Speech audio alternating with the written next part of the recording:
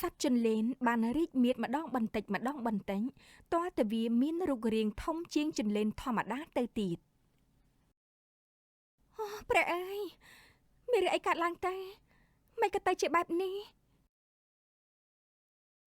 រតនាប្រញាប់រត់ចេញមកក្រៅស្រែកប្រកាសប្រាប់អ្នកភូមិឲ្យរត់គេចខ្លួនជាបន្ទាន់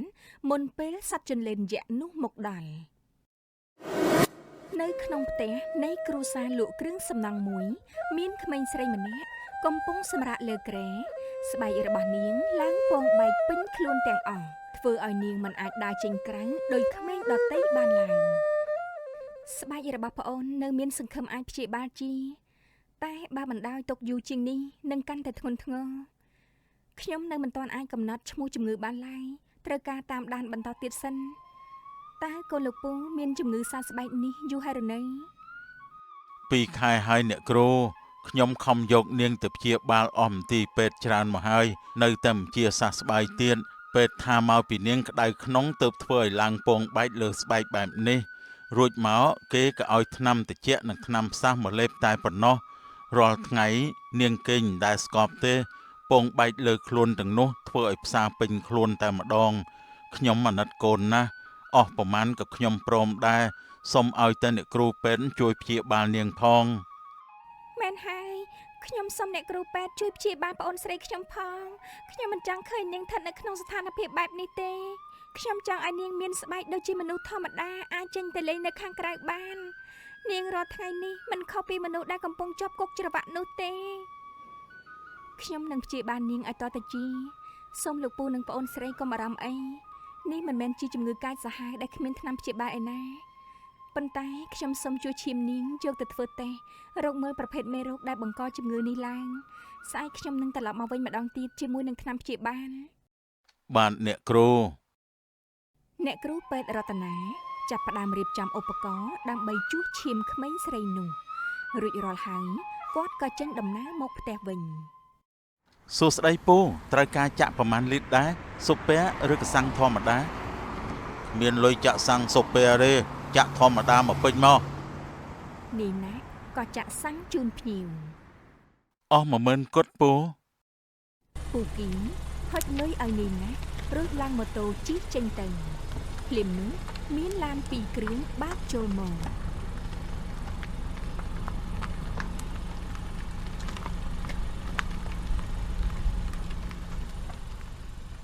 សួស្តីណាស់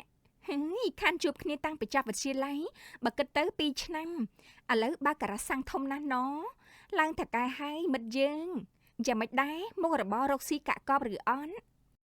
តេតក់នឹងឯងមកមិនឲ្យតំណែងមុនយើងគ្មានបានរៀបចំអីទទួលទេមកលើកក្រោយប្រាប់ផងណាខានជួបគ្នាប្រហែលឆ្នាំឡើងសេរីជីសុតតឡានទាំង2នាក់តែម្ដងណាត្រូវការចាក់សាំង1លីត្រ2លីត្រឬក៏អត់គ្នាឯងអញ្ចឹងកោទេគិតលុយធម្មតាស្មានថាហ្វ្រីឲ្យស្ដាប់ដំបងខំតែអទឹកដៃលេងកំ pl ៃនៅដូចដើមដដែលឯងនេះគ្មានចុះថយបន្តិចសោះការនៅរៀនណាចលើមជាងគេក្នុងថ្នាក់ធំហើយក៏នៅតែដូចមុនជិះឡានមកហត់យើងចេះតែលេងកំ pl ែងឲ្យពួកឯងបានធូរអារម្មណ៍ខ្លះហ្នឹងណាម៉ូតូគ្រូពេទ្យរតនាបើកចូលចាក់ស៊ុបពែឲ្យខ្ញុំមកពេញមកនេះណាក៏ចាក់សាំងជូនអ្នកគ្រូពេទ្យដែលជាមួយប្រចាំការ៉ាស់របស់គេទៅមកពីមើលអ្នកជំងឺនៅណាអ្នកគ្រូពេទ្យស្អាតមិនងាយដើរចេញក្រៅផ្ទះអញ្ចឹងសង្ស័យតែនៅបន្ទប់សាច់តែម្ដងកុំសំងំនៅតែក្នុងផ្ទះពេកចេញក្រៅឲ្យកំឡោះក្នុងភូមិបានឃើញពីសម្រស់ដ៏ផូរផង់នេះផងចេះតែថាអញ្ចឹងហើយខ្ញុំមិនមែននៅបន្ទប់សាច់អីទេ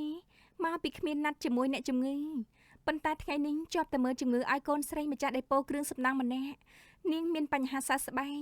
ឪពុកនាងក៏ពឹងខ្ញុំឲ្យទៅជួយមើលអូកូនពុជ័យហ្នឹងហីខ្ញុំស្គាល់តាឮតែឈឺប្រហែលខែហើយរោគពេទ្យព្យាបាលមិនទាន់ជាទេចាំមើលស្នាដៃអ្នកគ្រូពេទ្យរតនាដឹងតែជាដាច់មិនខានសរសើរខ្ញុំពេកហើយមិនហ៊ានទទួលទេថ្លៃសាំងអស់ប្រហែលដែរអស់11200បានគិតលើរឿងអ្នកគ្រូពេទ្យឡើងម៉ូតូជិះចេញទៅ ឯងស្គាល់នារីគ្រូពេទ្យអំបញ្ញមិញនេះដែរមើលទៅដូចជាស្និទ្ធស្នាលគ្នាដល់ហើយនាងធ្វើការនៅមន្ទីរពេទ្យឬក៏មណ្ឌលសុខភាពមួយណាគ្រាន់តែជាមួយដល់ម្ចាក់សាំងកន្លែងយើងតានាងជាអតីតគ្រូពេទ្យនៅក្នុងមន្ទីរពិសោធន៍មួយប៉ុន្តែក្រោយមកជាអកុសលមន្ទីរពិសោធន៍នោះក៏មានអគ្គិភ័យកើតឡើងឆាបឆេះយ៉ាងសន្ធោសន្ធៅព្រោះតែធ្លាយសារធាតុគីមីម្យ៉ាងក្រុមជួយសង្គ្រោះឡានទឹកទៅពលុតទាន់ពេលមានអ្នករបួសត្រឹមតែ 3-4 នាក់ប៉ុណ្ណោះសំណាងល្អគ្មានអ្នកបាត់បង់អាយុជីវិតបន្ទាប់ពីកើតហេតុដ៏អាក្រក់នេះមន្ទីរពិសោធន៍នោះក៏ត្រូវបានបិទទ្វារនិងហាមមិនឲ្យមានអ្នកចូលទៅទេចំណែកក្រុមអ្នកពិសោធន៍ផ្សេងទៀតក៏ត្រូវបានគេបញ្ជូនទៅធ្វើការនៅកន្លែងផ្សេងចំណែកអ្នកគ្រូពេទ្យរតនាគាត់សម្រេចចិត្តបដិសេធមិនទៅបើអញ្ចឹងគាត់បោះបង់អាជីពជាអ្នកពិសោធន៍នឹងហើយមែនទេមិនក៏មិនទៅធ្វើការនៅមន្ទីរពិសោធន៍ផ្សេងឯងមានដឹងអត់អត់ដឹងទេគ្នាដឹងពីគាត់មកតែប៉ុណ្ណឹងស្ដាយណាស់មិនគួរណាមានឧបទ្ទវហេតុអញ្ចឹងសោះណាតើដើរលេងជាមួយពួកយើងបានជាគ្នាអីទៅមិនកើតទេជាប់នៅមើលការ៉ាសាំងពួកឯងទៅតែពីរនាក់ចុះចាំលើកក្រោយថ្ងៃបុណ្យគេឈប់សម្រាកចាំទៅប៉ុន្តែថ្ងៃនេះជាប់រកស៊ីហើយសុំទោសផងណាបបួលលើកណាក៏រវល់រហូតមិនអីទេអញ្ចឹងលើកក្រោយក៏បានដែរឲ្យច្បាស់ណាហ្នឹងហើយចាំលើកក្រោយទំនេរដឹងទៅតែម្ដងបកាបងខ្ញុំពិបាកក្នុងខ្លួនណាដំបៅធ្វើឲ្យផ្សារពេញទាំងខ្លួនខ្ញុំចង់ជាខ្ញុំមិនចង់នៅក្នុងស្ថានភាពបែបនេះទេខ្ញុំខ្ពើមខ្លួនឯងណាស់បងស្បែកឡើងក្រើមក៏ក្រែងដំបៅរលួយអ្នកណាក៏មិនចង់នៅក្បែរខ្ញុំដែរ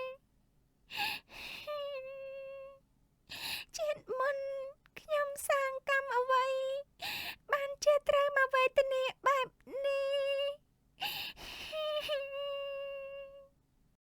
ពូជ័យឮសម្ដីកូនហើយគាត់អាណិតកូនជាខ្លាំងតែក៏ប្រឹងទប់ទឹកភ្នែកមិនឲ្យស្រក់មកមិនអីទេណាកូនបន្តិចទៀតកូនបានជាហើយទ្រាំសិនទៅកូននៅមានពុកមានបងស្រីនៅក្បែរចាំមើលថែកូនជានិច្ចអត់ខ្ពើមរអើមអ្វីទេកូនត្រូវតែអត់ធ្មត់បន្តិចទៅណាពុកនឹងរកគ្រូពេទ្យព្យាបាលកូនស្រីឲ្យទាល់តែជាបងថ្នាំនេះត្រូវលាបលើស្បែកកូនស្រីពុងដែលកំពុងឡើងពងបែកនោះវាមិនធ្វើឲ្យផ្សាឬក៏រហាយឡើយផ្ទុយទៅវិញវាធ្វើឲ្យត្រជាក់មិនឲ្យអ្នកជំងឺពិបាកទ្រាំលាបមួយថ្ងៃទៅ2ដងបានហើយក្រោយលាបមានអាការៈបែបណាចាំប្រាប់ខ្ញុំវិញផងខ្ញុំនឹងរិះរកថ្នាំព្យាបាលកូនពូបន្តទៀតបាទអរគុណច្រើនហើយអ្នកគ្រូពេទ្យខ្ញុំមិនភ្លេចគុណអ្នកគ្រូទេពូជ័យក៏បានឲ្យលីឡាប្រើប្រាស់ថ្នាំនោះជាប្រចាំថ្ងៃអស់រយៈពេល2ទៅ3សប្តាហ៍មិនឲ្យខកខានមួយថ្ងៃណាឡើយជំរាបសួរពូតើអាការៈរបស់ប្អូនស្រីបានធូរស្រាលខ្លះទេពូបន្ទាប់ពីប្រើប្រាស់ថ្នាំរបស់ខ្ញុំរួចមកលីឡាស្បែករបស់នាងលែងមានពងបែកទៀតហើយប៉ុន្តែចម្លែកណាស់ម្សិលមិញនាងបែកជាក្តៅខ្លួនខ្លាំងខុសប្រក់ក្តីលេបថ្នាំបញ្ចុះកម្ដៅរួច2ម៉ោងក្រោយពេលអស់ប្រសិទ្ធភាពថ្នាំក៏ចាប់ក្តៅឡើងវិញម្ដងទៀតទោះជាដាក់ថ្នាំខ្លាំងក៏មិនបានមិនក៏ទៅជាអញ្ចឹងអ្នកគ្រូពេទ្យរតនាបានដើរទៅស្ទាបថ្ងាសរបស់លីឡាឃើញថានាងពិតជាក្តៅខ្លួនខ្លាំងមែនអាចមកពីសារពាង្គកាយរបស់នាងកំពុងប្រឆាំងនឹងមេរោគធ្វើឲ្យឡើងកម្ដៅខុសពីធម្មតាឧស្សាហ៍ជូតខ្លួនឲ្យនាងដើម្បីបញ្ចុះកម្ដៅហើយកុំដណ្ដប់ភួយក្រាស់ពេកតែកាលណាដណ្ដប់ភួយក្រាស់ចិត្តខ្លួនបែបនេះនឹងធ្វើឲ្យកាន់តែក្តៅខ្លួនថែមខ្ញុំទៅស្រាវជ្រាវរកថ្នាំព្យាបាលកូនពូបន្ថែមកុំអារម្មណ៍អីណាខ្ញុំទុកចិត្តលើអ្នកគ្រូពេទ្យហើយទីបំផុតខ្ញុំអាចស្រាវជ្រាវឃើញហើយតែប៉ុណ្ណេះខ្ញុំប្រកាសជាអាចផលិតថ្នាំព្យាបាលក្មេងនោះបានជាមិនខានទេចាយោដោយត្រេកអរភ្លេចខ្លួនរតនាបានជ្រុលដៃធ្វើឲ្យកំពប់សារធាតុម្យ៉ាងនៅក្បែរនោះលើសัตว์ចន្លេនដែលនាងចាប់យកមកពិសោធន៍ចាប់ហើយមិនប្រយ័ត្នតតែសោះខ្ញុំចាំមែន សត្វចិនលេនបានរីកមាឌម្ដងបន្តិចម្ដងបន្តិចទាល់តែវាមានរូបរាងធំជាងចិនលេនធម្មតាទៅទៀត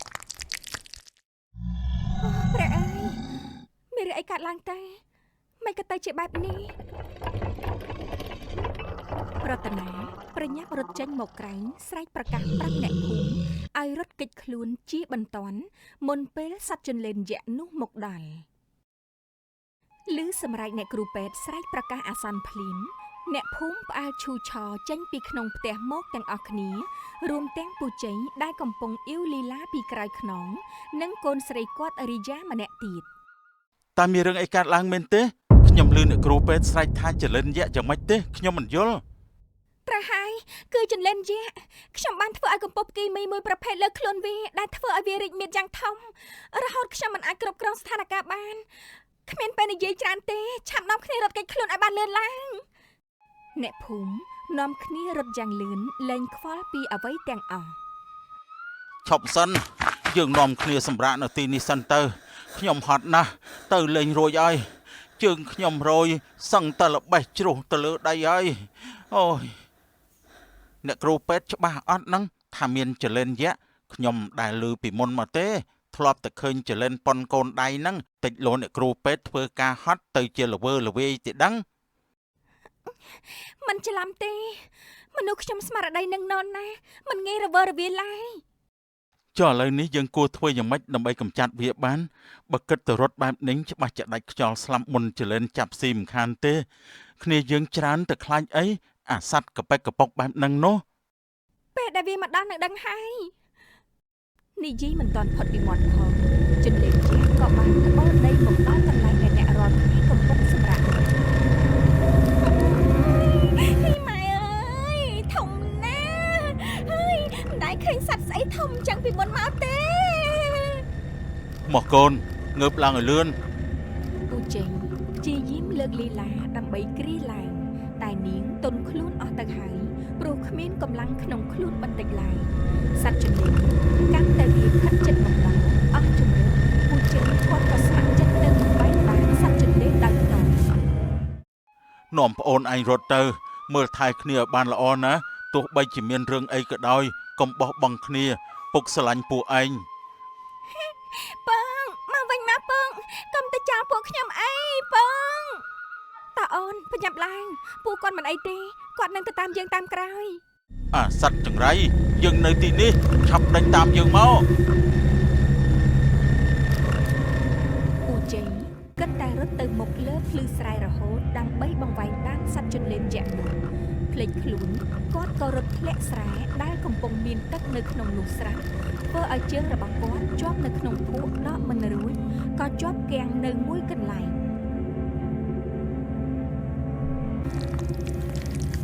នេះប្រហែលជាវិនាទីចុងក្រោយរបស់ខ្ញុំហើយខ្ញុំសូមបូជាជីវិតដល់ទេវតាសូមលោកជួយថែរក្សាកូនស្រីខ្ញុំទាំងពីរឲ្យមានសុវត្ថិភាពផងសត្វចិនលេនយក្សក៏វាមកដល់មុខពូចេញវាងើបក្បាលឡើងខ្ពស់រួចព្រោះពឹសរបស់វាមានពណ៌បៃតងស្រោចលើខ្លួនពូចេញធ្វើឲ្យគាត់រលួយស្បែកស្លាប់ភ្លាមបងជួយគ្រាបងខ្ញុំតែខ្ញុំទៅមើលពុកខ្ញុំរីយ៉ាឃើញឪពុកខ្លួនត្រូវចិនលេននោះសម្លាប់នាងក៏ចង់រត់ទៅរកគាត់តែក៏ត្រូវនីណាក់ខាត់ជាប់កុំទៅអីប្អូនពូគាត់ស្លាប់បាត់ហើយបើឯងទៅឯងនឹងស្លាប់ម្នាក់ទៀតជាមិនខានអត់ពីពុកទេតែខ្ញុំពឹងអ្នកណាអត់ទេខ្ញុំត្រូវតែទៅរកគាត់លែងខ្ញុំទៅរកពុកខ្ញុំឲ្យវាទៅតាមខ្មោចឪវាទៅក្មេងស្អីក៏ពិបាកនិយាយស្ដាប់គ្នាម្លេះមនុស្សស្លាប់បាត់ហើយចង់ទៅរកស្អីលេងទៅកុំខ្វល់ពីវាយើងបញ្ញាប់ទៅមុខទៀតកុំទៅអីគ្រោះថ្នាក់ណាស់ស្ដាប់បងទៅយើងបន្តដំណើរទៅមុខទៀតអត់ពីឯងម្នាក់ទៀតចុះប្អូនស្រីរបស់ឯងម្នាក់នេះនឹងទៅជាយ៉ាងណាគេក៏ត្រូវការបងស្រីដើម្បីមើលថែគេដូចគ្នាដែរបងយើងបែកគ្នាត្រឹមនេះជារៀងរហូតហើយសូមវិញ្ញាណក្ខន្ធពុកតែឲ្យបានស្ងប់សុខទាំងអស់គ្នាប្រញាប់រត់គេចខ្លួនទៅមុខទៀត យើងគិតរស់នៅយ៉ាងម៉េចបើគ្មានម្ហូបគ្មានទឹកលុយនឹងរបស់របរនៅក្នុងផ្ទះទាំងអស់មានតែខោអាវមកបំលាស់ជាប់ខ្លួន ជុំវិញខ្លួនសិតតែដាំឈើនឹងបឹងទន្លេចេះតែរអ៊ូអត់អីហូបទៅកាន់យើងចែកគ្នាជាពីរក្រុមស្រីទៅបេះផ្លែឈើឯក្រុមប្រុសត្រូវដើរទៅរកទឹកនិងចាប់ត្រីយកមកអាំងហងជាមិនដែរយល់ស្របនឹងគំនិតនេះទេ ឲ្យមនុស្សស្រីដើរតែពីរនាក់មិនកើតទេចុះបាច់ចលែនចាញ់មកវាយប្រហារឬក៏ជាសัตว์កាចសាហាវតើបានអ្នកណាជួយការពារគួរតែដើរប្រុសមួយស្រីមួយមានសុវត្ថិភាពជាង សំហេតុផលម្យ៉ាងអ្នកគ្រូពេទ្យគិតយ៉ាងម៉េចយល់ស្រាប់តាមនឹងចាស់ពូជួយមើលប្អូនស្រីទាំងពីរផងពួកខ្ញុំទៅមិនយូរទេរកបានរបស់គ្រប់គ្រាន់និងបញ្ញាប់មកវិញតោះយើង អ្នកគ្រូដើរស្រួលបួលណាកុំអាឡ័យទៅឆ្លក់វិញជាមួយនឹងសម្រស់ព្រៃព្រឹក្សាងើយមើលទៅលើអោនចុះក្រោមខ្លះផងប្រយ័ត្នដើរជន់លាមក ហេក្នុងព្រៃមានលាមកដែរលោកចេះតែនិយាយមកមាត់នឹងកុំរអិលអត់គម្របពេកអញ្ចឹងបានមិនចង់ដើរជាមួយ ខ្ញុំនិយាយការពិតអន្តាធម្មតាដើរព្រៃតែបតនខ្លាំងមានតែរកកន្លែងណាដូចជាគល់ឈើធំធំបាំងកុំឲ្យគេឃើញរួចមកក៏បញ្ចេញជីធម្មជាតិតាមក្រោយ ឈប់និយាយស្មោកគ្រប់ណាស់នាំគ្នារកផ្លែឈើឲ្យលឿនទៅនឹងអាចត្រឡប់ទៅវិញក្មេងៗចាំយើងយូរណាស់ពួកគេច្បាស់ជាកំពុងឃ្លានណាស់ហើយលោកស្គាល់ផ្លែឈើច្រើនប្រភេទទេតាមខ្ញុំសង្កេតមើលតាំងពីដើរចូលមកផ្លែឈើនៅទីនេះប្លែកៗមិនសូវជាធ្លាប់ឃើញទេលោកសាក់ភ្លុំមើលទៅតាមមានអាណាខ្លះដែលអាចយកទៅញ៉ាំបាន យើងយកតែផ្លែណាដែលស្គាល់ច្បាស់ញ៉ាំទៅចេះតែដើរភ្លក់ប្រយ័ត្នត្រង់ជើងណាអ្នកគ្រូពេទ្យធ្លាប់ពិសោធន៍គួរតែស្គាល់ច្រើនជាងខ្ញុំ ស្គាល់ច្រើនមិនមែនស្គាល់អស់ឯណានៅខាងមុខដូចជាមានផ្លែឈើច្រើនយើងសាកទៅមើលពួកបងគាត់ទៅយូរម្លេះណាលីឡាអូនឯងឃ្លានខ្លាំងអត់លីឡាមិនក៏បាត់មាត់មិនឆ្លើយជាមួយបងចឹងអូយក្តៅខ្លួនខ្លាំងម្លេះលីឡាកុំបំភ័យបងណាពូជួយប្អូនខ្ញុំផងនាងក្តៅខ្លួនឡើងស្លាប់ហើយ ស្អីទេក្មេងៗមិនខានមែនតើក្តៅខ្លួនស្អីវាគ្រាន់តែអស់កម្លាំងដេកលក់នឹងមកពីអង្គុយមុខភ្លើងទើបធ្វើឲ្យសាច់វាក្តៅអញ្ចឹងបន្តិចទៀតវាលេងអីហើយកុំភ័យពេក មិនមែនទេពូនាងឈឺតាំងពីម្សិលមិញមិនណាពូមានថ្នាំបញ្ចុះកម្ដៅដាក់តាមខ្លួនទេបើមានខ្ញុំសុំពីបេក្រកមកឲ្យបងខ្ញុំលេង អត់មានទេមិនដែលទម្លាប់ដើរដាក់ថ្នាំតាមកប៉ៅជាប់ខ្លួនផងហ្នឹងបើឈឺតាំងពីម្សិលមិញឥឡូវឈឺមួយថ្ងៃទៀតក៏វាមិនកើតអីដែរកដាលព្រៃអញ្ចឹងចង់ឲ្យយើងទៅរកហ្វាម៉ាស៊ីលក់ថ្នាំនេះណា តែកពូនិយាយសម្ដីបែបនេះជីវិតមនុស្សមួយទាំងមូលណាមិនមែនដាក់លក់តាមកញ្ច្រែងក្នុងផ្សារទេពូដូចជាមើលងាយជីវិតប្អូនស្រីខ្ញុំពេកហើយ ចង់ឲ្យយើងធ្វើយ៉ាងម៉េចចុះ បងជួយលីឡាផងនាងក្តៅខ្លួនរហូតសន្លប់បាត់ឆឹងតែម្ដងខ្ញុំអត់ដឹងធ្វើយ៉ាងម៉េចទេបងជួយនាងផងចាំបងទៅមើលនាងប្អូនយកផ្លែឈើនេះទៅញ៉ាំមុនទៅណាបងនឹងពិនិត្យអាការៈនាងសិនក្រែងថាមានអ្វីមិនប្រក្រតីធ្ងន់ធ្ងរយើងអាចជួយនាងបានទាន់ពេលអ្នកគ្រូពេទ្យស្ទាបជីបចនិងវាស់កម្ដៅឲ្យលីឡារួចគាត់ក៏យកថ្នាំមួយសារ៉ាំងចាក់ទៅឲ្យនាងដើម្បីព្យាបាលបន្ទាប់មកក៏ដើរសម្ដៅទៅវងមនុស្សដែលកំពុងអង្គុយមុខភ្លើងខ្លះអាំងត្រីបរិភោគឯខ្លះទៀតហូបផ្លែឈើខ្ញុំបានចាក់ថ្នាំលើលីឡារួចហើយបន្តិចទៀតនាងនឹងដឹងខ្លួនឡើងវិញនេះជាថ្នាំចុងក្រោយដែលខ្ញុំផលិតបានមុនពេលកើតហេតុភេទបន្ទាប់ពីទទួលបានថ្នាំមួយមួយជុលនេះជំងឺនាងនឹងជាសះស្បើយ មុននឹងកើតហេតុភេទថ្នាំហ្នឹងមានទំនាក់ទំនងអីជាមួយនឹងចលិនមួយក្បាលនោះមែនទេ ប្រកាសជាមានពីដំបងឡើយពូជ័យប្រាប់ខ្ញុំថាលីឡាក្តៅខ្លួនមិនបាត់សោះទោះដាក់ថ្នាំអ្វីខ្លាំងក៏មិនត្រូវភ្លាមនោះគំនិតមួយក៏ផុសឡើងក្នុងខួរក្បាលខ្ញុំ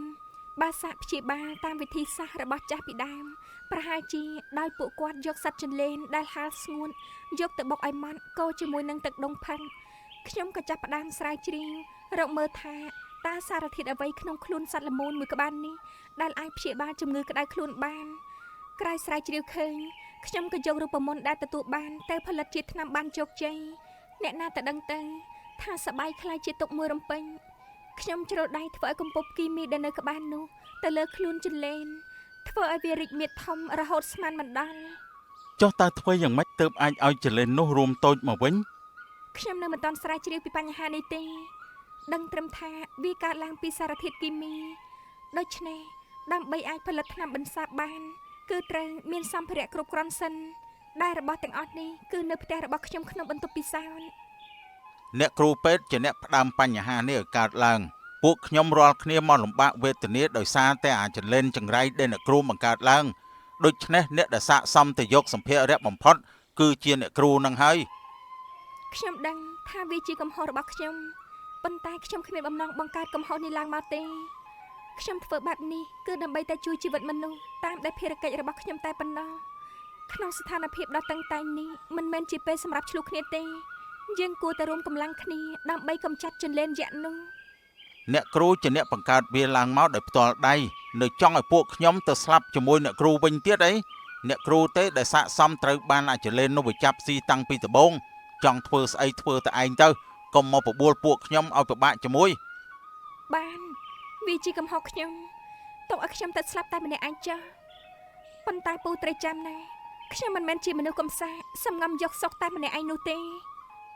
អ្នកគ្រូពេទ្យរតនាដើរចេញទៅទាំងកំហឹង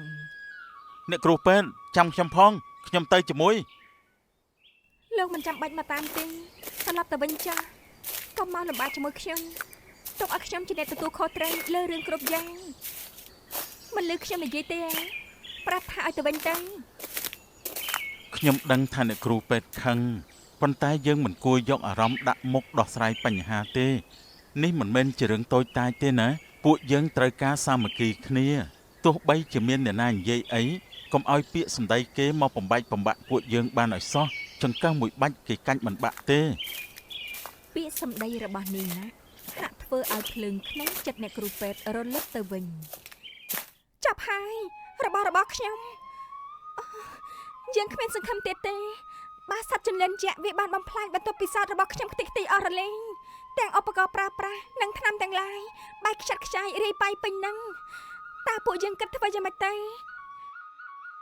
នេះណាឥតឆ្លើយតបកំពុងគិតរកដំណោះស្រាយសំលេងសត្វចន្លេនយក្សក៏មកដល់ផ្ទះដែលអ្នកទាំងពីរកំពុងនៅ ចាំរកវិធីផ្សេងវិញទៅឥឡូវយើងនាំគ្នាចាញ់ពីកន្លែងនេះសិនមុនពេលវាចូលមកដល់ ចេញមកដល់មុខផ្ទះចន្លេនយក្សនោះរងចាំអ្នកទាំងពីររួចជាស្រេចវាងើបក្បាលឡើងរៀបព្រោះពឹសដាស់ក៏ស្រាប់តែមានឡានពីរគ្រឿងបែកទន្ទឹមគ្នាកាត់ខ្លួនចន្លេនដាច់ជាពីរដោយបន្លានោះធ្លាក់ក្បាលចុះមកដី ឃើញទេគម្រោងការយើងបានជោគជ័យអញ្ចឹងយ៉ាងម៉េចទៅហើយអ្នកទាំងពីរអត់មានរបួសអីណាយសំណាងពួកខ្ញុំមិនទាន់ពេលបើយឺតយ៉ាវតែបន្តិចអំបញ្ញមិញនេះច្បាស់ជាវាព្រោះពឹសដាក់ជាមិនខានយ៉ាងម៉េចទៅហើយអ្នកគ្រូពេទ្យរួចពីគ្រោះថ្នាក់ហើយគ្មានសប្បាយចិត្តអីបន្តិចសោះអញ្ចឹង លោកមិនដឹងទេថាចន្លេនវាមានសមត្ថភាពអាចរស់ឡើងវិញបានបើទោះបីជាខ្លួនវាដាច់ជាពីរក៏ដោយនៅពេលត្រូវទឹកវានឹងរស់ឡើងវិញបញ្ញាប់នាំគ្នារត់ចេញភ្លាមទៅបំណែកផ្នែកខាងក្បាលរបស់ចន្លេនដែលទឹកភ្លៀងធ្លាក់ត្រូវនោះក៏រស់ឡើងវិញដេញតាមឡានអ្នកទាំងពីរពួកយើងនៅទីនេះទៀតលែងបានហើយចន្លេនយក្សកំពុងតែធ្វើដំណើរមកកាន់ទីនេះយើងមានតែត្រឡប់ទៅភូមិវិញឆាប់ឡើងមកប្អូនជីឡានជាមួយបងស្រីនេះទៅណាកុំភ័យអីគាត់នឹងមើលថែប្អូនឲ្យបានល្អរថយន្តទាំងពីរបើកមកជិតដល់ផ្ទះពូជេងចិនដាកាន់តែខំបញ្ចន់ហ្គាធ្វើឲ្យឡាននាងបាយសម្ដៅចូលទៅក្នុងផ្ទះនោះដល់មុនឡានរបស់នាងសារី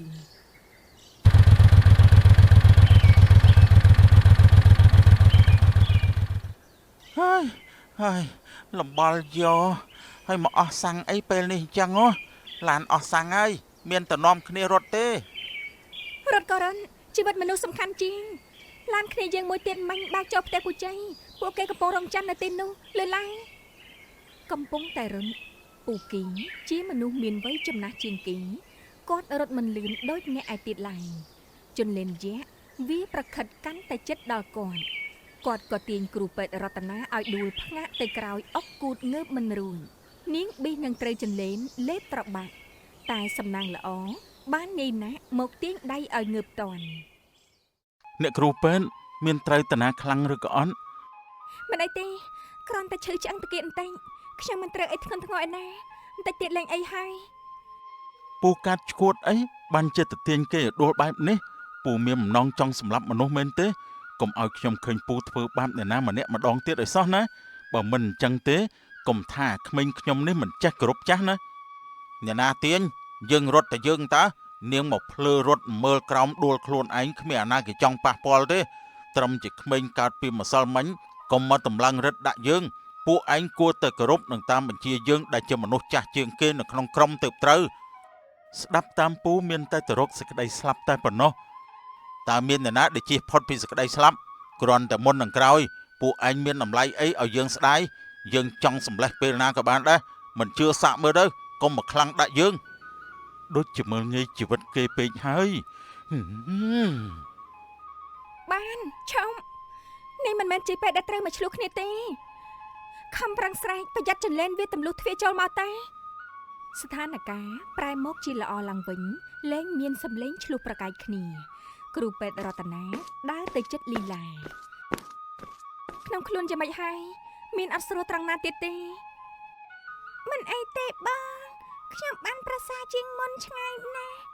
កម្ដៅក្នុងខ្លួនក៏លែងក្ដៅខ្លាំងដូចមុនទៀតអរគុណបងដែលមើលថែខ្ញុំនិងបងរីចាថែមទាំងផ្ដល់ភាពកក់ក្ដៅដោយគ្រួសារតែមួយកុំបាច់គួរសមអីពេលនេះពួកយើងប្រៀបបានដូចជាគ្រួសារតែមួយទោះអត់ពីពូជ័យទៅប្អូននៅមានពួកបងចាំការពីមិនឲ្យមានអ្វីកើតឡើងមកលើពួកប្អូនឡើយចំណែនគេខ្ញុំចង់មានបងដែរប៉ុន្តែសយអ្វីរាល់ថ្ងៃនេះជាកូនតូលមិនធ្លាប់ស្គាល់រសជាតិទទួលបានក្តីស្រឡាញ់ពីបងស្រីអញ្ចឹងទេចាំមើលពេលបានទៅផ្ទះវិញសុំម៉ៃយកប្អូនមួយទៀតសិនមិនបាច់ទេយកខ្ញុំធ្វើជាបងក៏បានដែរមិនកើតទៅបើបងឯងជាប្រុសហ្នឹងធ្វើជាបងសម្លាញ់នោះអីឈួតនិយាយអីឡាប់អញ្ចឹងក្រែងយើងអាយុច្រើនជាងឯងណាហើយពួកយើងជាសម្លាញ់នឹងគ្នាទៀតអញ្ចឹងហៅថាបងសម្លាញ់មានទៅទាស់ខុសអីឃើញទេគេខឹងឯងហើយមិនដឹងជាឈប់និយាយរប្រហែលថ្ងៃទេចាំមើលងសាហាវណាស់យាយប៉ែហ្នឹងបញ្ញាប់ទៅលួងភ្លាមទៅអ្នកទាំងអស់គ្នាខ្ញុំមានគំនិតមួយដើម្បីសម្លាប់ចន្លេននោះបានដោយហេតុថាឧបករណ៍ពិសោធន៍របស់ខ្ញុំត្រូវខូចខ្ទេចខ្ទីអស់មិនអាចប្រើប្រាស់កើតអាចថ្នាំបន្សាបក៏មិនអាចផលិតបានពួកយើងមានតែពឹងលើកម្លាំងបាយដែលខ្ញុំត្រូវការត្រង់ដែកមាំល្អមួយដែលមានរាងវែងដោយទូកុងតឺន័រ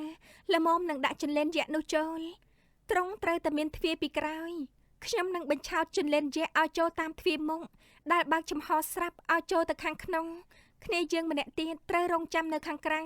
ពេលដែលខ្ញុំបញ្ឆោតចន្លេនយក្សចូលត្រង់បានសម្រេចត្រូវតែបិទទ្វារមុខក្រោយឲ្យចិន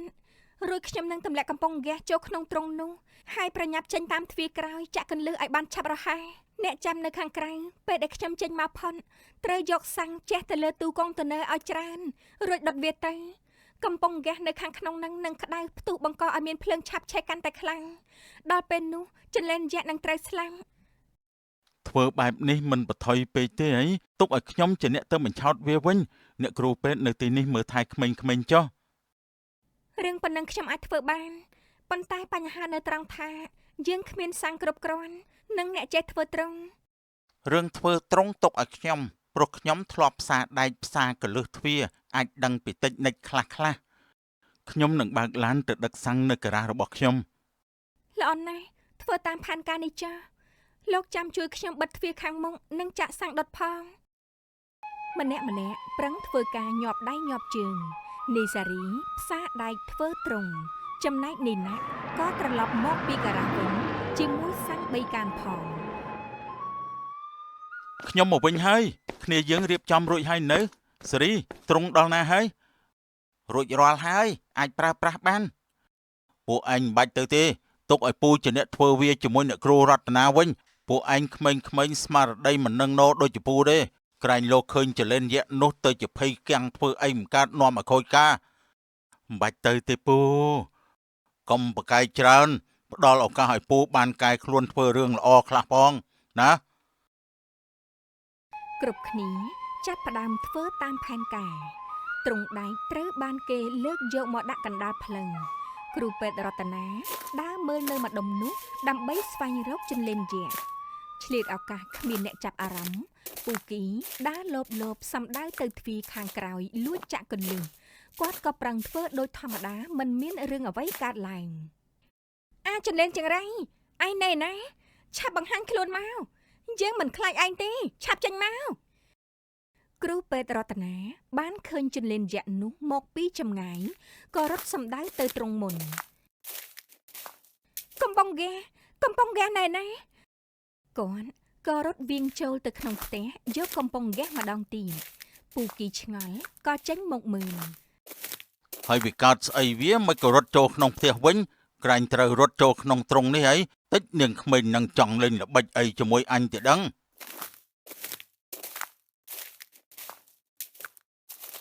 ពេលដែលគ្រូពេទ្យរតនាត្រឡប់មកវិញជាមួយកំប៉ុងហ្គាសក្នុងដៃជួនជាចៃដន្យជន្លេនយក្សនោះក៏មកដល់ទាន់ពេលល្មមវាបានប្របាក់ស៊ីពូគីស្លាប់បាត់បង់ជីវិតនៅចំពោះមុខគ្រូពេទ្យរតនា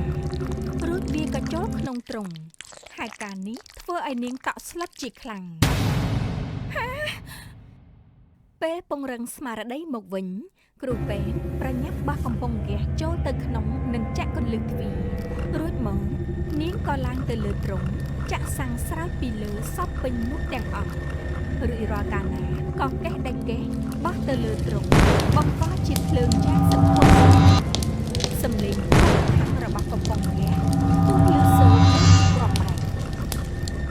ពូគីគាត់ស្លាប់បាត់បង់ជីវិតម្នាក់ទៀតហើយគ្រប់គ្នាត្រូវមកស្លាប់ដោយសារតែខ្ញុំអាក្រក់ណាស់មែនទេ អ្នកគ្រូពេទ្យអត់បានខុសទេកុំបន្ទោសខ្លួនឯងអី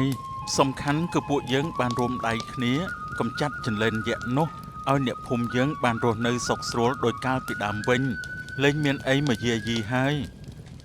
ពេលវាត្រូវភ្លើងឆេះអញ្ចឹងវាคล้ายជាចន្លេនអាំងមែនហ៎បើអញ្ចឹងយើងគួរតែបន្ថែមស្លឹកគ្រៃដេញស្លឹកក្រូចសើចឬក៏អត់ដើម្បីបង្កើនក្លិនឈ្ងុយនិងជួយកាត់ឆ្អាប ហ៊ានហូបដែរអត់អីក៏ឃ្លានមិនគិតបែបនេះប្រយ័ត្នពេលដែលផឹកទៅវារស់ឡើងវិញវាវើកក្នុងពោះនឹងទៅចុះបើអត់បាយយូរហើយនៅតែក្នុងព្រៃហូបតែផ្លែឈើឡើងចង់កើតស្វាហើយហ្នឹង មិនបាច់ខ្លាចទេមុខនេះណាទោះមិននៅក្នុងព្រៃក៏ដូចស្វាស្រាប់ហើយចាំតែលេងហ្វាហ៊ីរកលុយអន្សំទៅកែសម្ផស្សចេញទៅ ថាឲ្យគេបានគេលេងវិញខឹងមនុស្សអីខូចគេអញ្ចឹងហ៎ មើលពួកគាត់ឆ្លោះគ្នាកំ pl ាញម្យ៉ាងដែរពូកែបង្អាប់ស្មារតីគ្នាតែម្ដងតម្លៃអប់រំបុគ្គលអាក្រក់